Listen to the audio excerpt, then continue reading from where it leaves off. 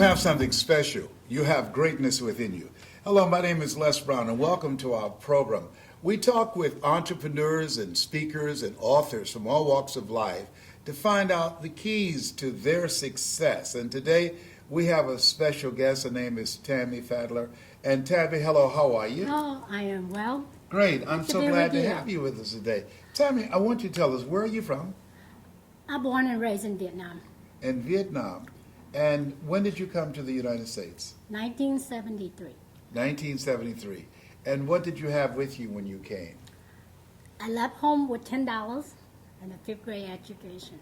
$10 and a fifth grade education. And so what do you do now? I'm the business owner. I own my own company, and I'm an author and a speaker. And a single mom. And a single mom. Yes. And a grandmother. And a grandmother. Oh, okay. the best. All right. I'm a grandfather and a great-grandfather. So Oh, my goodness. I can appreciate that. So when you think about your success, what's the name of the book that you've written? My book, they call Finding the Pearl. Finding the Pearl. Yes. Yes. And so what did you mean by that? Because we all have a pearl within ourselves. Mm-hmm. It's right here. It discovering it, finding that is the power that you have within yourself.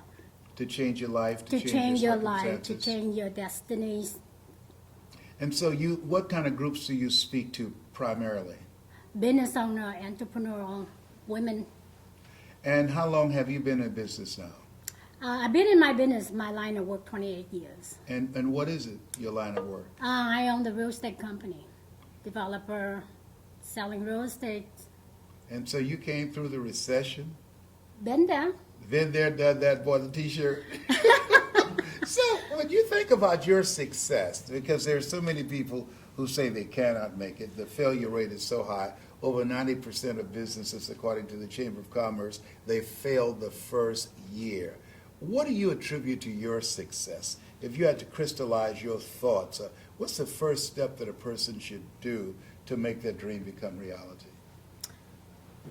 I learned through my life that you have to want it bad enough to come after that. You have to believe in yourself. You have to believe that you got what it takes to succeed. Mm-hmm. Because no one can do that for you but you. I see an intensity in your eyes when you say that. I have to say you got to be hungry. Yeah, you got to be hungry. Yes. And what's the next step? You got to want it. You got to know what it is you want. What else is important? You have to, first of all, you have to want it. And you have to want it bad enough to come after it. And you have to be willing to pay the price. Because it is hard. It's not easy. It's never easy. So it's hard, but you know that it's worth it. Work toward the end, it will work it. You know, we always say if you do what is easy, and that is give up, give yourself an excuse, give yourself a pass, your life will be hard. But if you do what is hard, and that is hang in there, develop yourself, your life will be easy. And so going back to when you were a kid in Vietnam, what were the things that you had to do in order to help to provide for the family? I grew up very poor. We have nothing. We sleep on the dirt floor. So when I was a young child, I had to go to the fish market to sell fish. Always, the fish market was crowded, was noisy, but always stinky. But I wanted, because if I don't get to that market and don't sell those fish, my brother and sister won't get to eat that day. So to me, survival motivation, just to get some food, is important. And so that started early in your life. Very early. Learning how to make things happen. Yes. How to go and get the fish. And you're a little girl at this time. And a lot of adults are packed in the market. Oh, yes. It's very crowded.